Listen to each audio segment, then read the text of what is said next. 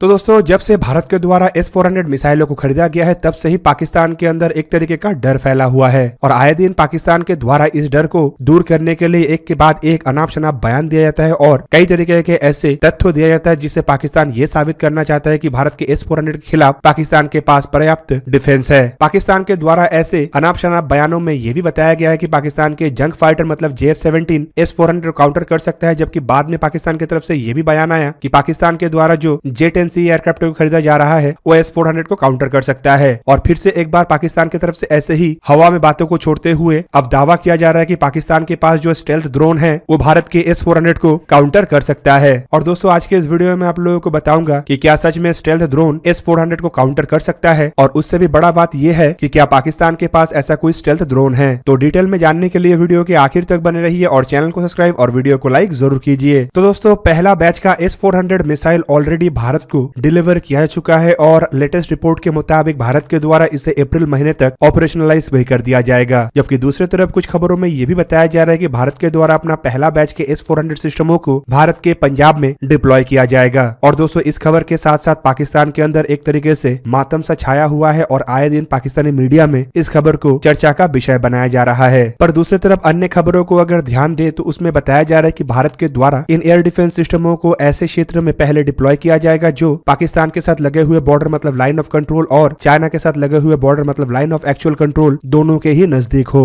जबकि भारत की तरफ से S-400 मिसाइलों के डिप्लॉयमेंट चाइना के ऊपर ध्यान रख के ही सबसे अधिक तरजीह दिया जा रहा है, क्योंकि ऑलरेडी चाइना भी S-400 मिसाइलों को रशिया से हासिल कर चुका है। रिपोर्ट के मुताबिक चाइना के द्वारा इन मिसाइलों को भारत के साथ लगे हुए बॉर्डर मतलब चाइना के शिंगजियान और चाइनीज ऑक्युपाइड तिब्बत में डिप्लॉय किया गया है। दोस्तों बेसिकली अगर देखा जाए तो भारत की तरफ से S-400 इसीलिए खरीदा गया है ताकि इंडिया अपना एयर डिफेंस कैपेबिलिटी को और मजबूत कर सके। और ये जो S-400 सिस्टम है इसे दुनिया के सबसे सोफिस्टिकेटेड एयर डिफेंस सिस्टम में माना जाता है, जिसका अधिकतम रेंज करीबन 400 किलोमीटर तक है। पर आपको जान के हैरानी होगा कि S-400 एयर डिफेंस सिस्टम अपने आप में ही एक मल्टी लेयर डिफेंस सिस्टम है, जिसमें कई तरीके के अलग अलग रेंज के मिसाइल है जो कि 40 किलोमीटर, 120 किलोमीटर, 250 किलोमीटर और 400 किलोमीटर रेंज का है। और जिस क्षेत्र में S-400 एयर डिफेंस सिस्टम तैनात हो उस क्षेत्र को एक तरीके से फुल प्रूफ एयर प्रोटेक्टेड भी माना जाता है, क्योंकि ये जो सिस्टम है ये खाली एयरक्राफ्ट या फिर मिसाइलों के खिलाफ नहीं बल्कि कई तरीके के अन्य हथियारों के खिलाफ भी इस्तेमाल हो सकता है, चाहे वो रॉकेट हो, क्रूज मिसाइल हो, अनमैन एरियल व्हीकल हो, स्टेल्थ एयरक्राफ्ट हो या फिर बैलिस्टिक मिसाइल हो। और इस वजह से S-400 एयर डिफेंस सिस्टम को खाली एकमात्र एंटी एसएस एरियल डिनाइल के रूप में नहीं देखा जाता है, बल्कि कई जगहों में इसे एक ऑफेंसिव हथियार भी कहा जाता है, क्योंकि इसके जो रेंज है ये दुश्मन के हवाई क्षेत्र के अंदर भी एक तरीके से ब्लॉकेड पैदा कर सकता है। दूसरी तरफ इन मिसाइल डिफेंस सिस्टमों को हाईली मोबाइल सिस्टम के रूप में भी देखा जाता है, इस वजह से इसे काफी कम समय में एक जगह से दूसरी जगह तक लाया जा सकता है और साथ ही साथ इस कारण से इसे डिटेक्ट कर पाना भी काफी मुश्किल है। और दोस्तों बताया जाता है कि S-400 सिस्टमों को किसी एरिया में लाने के बाद ये 5 मिनट के अंदर ऑपरेशन के लिए तैयार हो जाता है। मतलब अगर भारत इसे एक क्षेत्र में डिप्लॉय कर रहा है तो इसका मतलब ये नहीं कि आने वाले समय में भी उसी क्षेत्र में रहे, बल्कि दुश्मन को भनक लगने से पहले ही भारत उसे उस क्षेत्र से हटा के अन्य एरिया में भी डिप्लॉय कर सकेगा। और पाकिस्तान के लिए S-400 सिस्टम इसीलिए भी खतरनाक है क्योंकि पाकिस्तान की जो चौड़ाई है वो इतना कम है कि भारत अगर S-400 को पाकिस्तान के साथ लगे हुए बॉर्डर में डिप्लॉय करता है तो ये पाकिस्तान के एयर स्पेस के ऊपर भी नजर रख सकता है और पाकिस्तान के किसी भी एयरबेस से एयरक्राफ्टों के टेक ऑफ होने से पहले ही उसे एयरबेस के ऊपर ही मार गिरा सकता है। पर दोस्तों इतने कैपेबल सिस्टम के भारत के हाथ आने पर जहां पे पाकिस्तान का पसीना छूट रहा है तो वहीं पे पाकिस्तान के द्वारा आए दिन एक के बाद एक दावा किया जा रहा है कि पाकिस्तान इसे काउंटर कर सकता है। बड़ा सवाल यह है कि क्या पाकिस्तान के पास ऐसा कोई काउंटर मेजर है जो S-400 को रोक सके। दोस्तों इसके जवाब में पाकिस्तान में स्थित कुछ एनालिस्टों की तरफ से कई तरीके के अलग अलग तथ्य दिया गया है। ऐसे ही एक इस्लामाबाद स्टेट एनालिस्ट की तरफ से यूरेशियन टाइम्स को बताया गया है कि भारत द्वारा S-400 हासिल करना असल में भारत की तरफ से क्षेत्र में अपने ताकत का प्रदर्शन करना है, जो कि क्षेत्र में स्टेबिलिटी को क्षति पहुंचाएगा। जबकि उन्होंने अपने बयान में यह भी बताया कि S-400 सिस्टम इंडियन एयरफोर्स के कैपेबिलिटी को बढ़ाएगा, पर साथ ही साथ इसके प्लानिंग के बारे में भारत की तरफ से पहले ही खुलासा कर दिया था बोल के पाकिस्तान इसे लेके पहले से ही अपना तैयारी कर रहा है। उन्होंने अपने बयान में काउंटर मेजर को लेके बताया कि पाकिस्तान भी भारत के S-400 जैसे सिमिलर एयर डिफेंस सिस्टमों को हासिल कर रहा है। यहाँ पे दोस्तों आपके जानकारी के लिए बता दूं कि सिमिलर S-400 के जैसे सिस्टम का मतलब चाइनीज HQ-9B। और पाकिस्तानी मीडिया का यह भी कहना है कि भारत द्वारा हासिल किया हुआ S-400 सिस्टम काफी अधिक महंगा है और इसी वजह से पाकिस्तान की तरफ से सस्ता ऑल्टरनेटिव के रूप में चाइना के HQ-9B के तरफ आगे बढ़ा गया। दोस्तों पिछले साल के अक्टूबर के मध्य में पाकिस्तान के जो ट्विटर ब्रिगेड है मतलब ISPR उसके तरफ से एक प्रेस रिलीज जारी करते हुए बताया गया था कि पाकिस्तान अपने एयर डिफेंस कैपेबिलिटी को मजबूत करने के लिए चाइनीज मेड HQ-9 सैम सिस्टमों को अपने बेड़े में शामिल करेगा।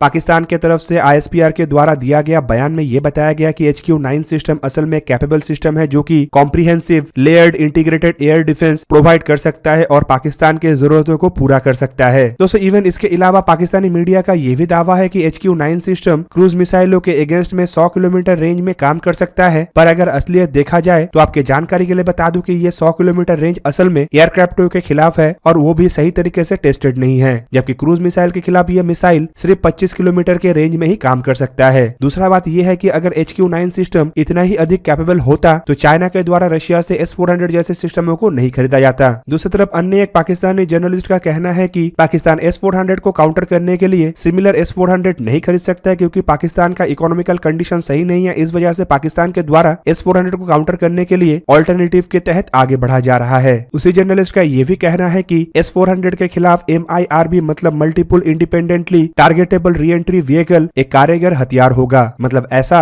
मिसाइल जिसमें एक से अधिक वॉरहेड हो। पाकिस्तानी जर्नलिस्ट का कहना है कि MIRV S-400 को भ्रमित कर सकता है और S-400 के डिफेंस को भेद सकता है, जबकि दूसरी तरफ उनके द्वारा यह भी बताया गया है कि काउंटर मेजर के तहत पाकिस्तान ड्रोन को बड़े मात्रा में इस्तेमाल कर सकता है क्योंकि हाल ही में ड्रोनों ने ऐसे लड़ाई के क्षेत्र में कई तरीके के एयर डिफेंस सिस्टमों को नाकाम बनाया है। दोस्तों यहाँ पे पाकिस्तान के द्वारा नगानो काराबाग के लड़ाई को दर्शाया जा रहा है जहाँ पे ड्रोन ने लड़ाई के रूप को बदलने में काफी अधिक भूमिका निभाया। इवन पाकिस्तानी जर्नलिस्ट का यह भी कहना है कि पाकिस्तान के बेड़े में कई तरीके के ड्रोन है और पाकिस्तान टर्की से बायरेक्टर ड्रोनों को खरीद रहा है। दूसरी तरफ पाकिस्तान चाइना से कुछ आर्म ड्रोनों को भी हासिल किया है और इसे एकत्रित रूप में इस्तेमाल करके पाकिस्तान भारत के S-400 एयर डिफेंस सिस्टम को सप्रेस कर सकेगा। पर दोस्तों यहाँ पे बड़ा बात यह है कि S-400 एक ऐसा सिस्टम है जो हाइपरसोनिक मिसाइलों को भी मार गिरा सकता है और पाकिस्तान की अगर टोटल चौड़ाई को देखे तो ये इतना कम है कि पाकिस्तान अगर अपने दूसरी तरफ का बॉर्डर मतलब अफगानिस्तान के साथ लगे हुए बॉर्डर के नजदीक से भी बैलिस्टिक मिसाइलों को दागता है तब भी ये भारत के S-400 के रडार के रेंज में होगा और MIRV री एंट्री स्टेज तक नहीं पहुंच पाएगा, उससे पहले ही S-400 उसे तबाह कर सकेगा। इवन इसके अलावा S-400 मल्टीपल टारगेटों को ट्रैक और मल्टीपल टारगेटों को एक साथ एंगेज कर सकता है। दूसरी तरफ पाकिस्तान की तरफ से जो ड्रोनों को लेकर दावा किया जा रहा है ये असल में अब तक कभी भी S-400 के खिलाफ ना टेस्ट हुआ है ना ही कार्यरत हो सकता है, क्योंकि दोस्तों नगानो काराबाग के लड़ाई में जहाँ पे ड्रोन का इस्तेमाल किया गया था तो वहीं पे ड्रोन के खिलाफ कोई बड़े डिफेंस नहीं था।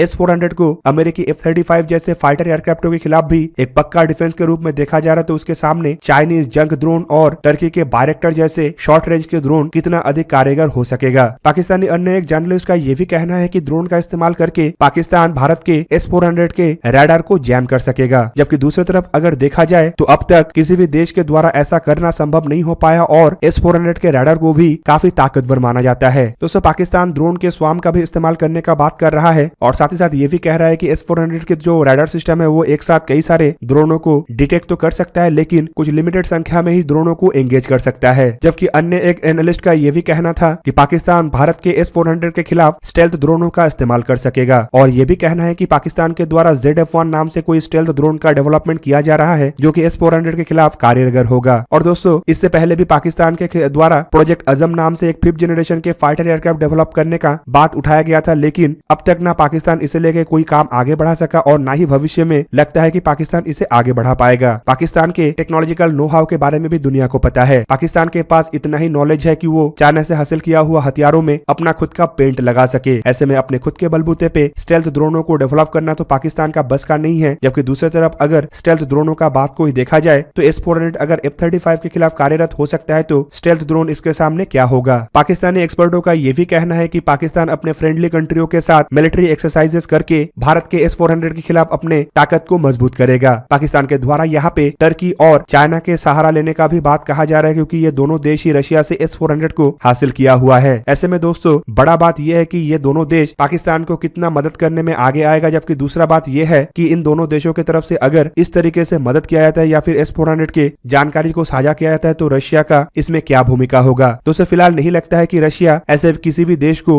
S-400 के जानकारी को साझा करने का कोई अनुमति देगा और पाकिस्तान जैसे देश के लिए तो रशिया इस तरीके का कोई भी परमिशन देने से रहा, क्योंकि पाकिस्तान के दोगले नीति सबको पता है कैसे पाकिस्तान पैसे के बदले इस तरीके के टेक्नोलॉजी को अन्य देशों के हवाले कर सकता है। रशिया के मन में भी एक तरीके का डाउट है कि अगर रशिया पाकिस्तान को किसी भी तरीके का हथियार देता है या फिर किसी भी तरीके का टेक्नोलॉजी के बारे में जानकारी देता है तो पाकिस्तान पैसे के बदले उसे अमेरिका अमेरिका के पास बेच सकता है। ऐसे में किसी अन्य देश से S-400 के बारे में जानकारी हासिल करना या फिर कैसे S-400 के खिलाफ लड़ा जा सकता है, उस जानकारी को हासिल करने का संभावनाएं ना के बराबर है। तो दोस्तों, ये था आज का वीडियो। अगर आपको वीडियो अच्छा लगा तो लाइक कीजिए और मेरे चैनल को सब्सक्राइब कीजिए और साथ में बना हुआ बेल आइकन को भी प्रेस कर दीजिए ताकि आप मेरा वीडियो देख पाए सबसे पहले। जय हिंद।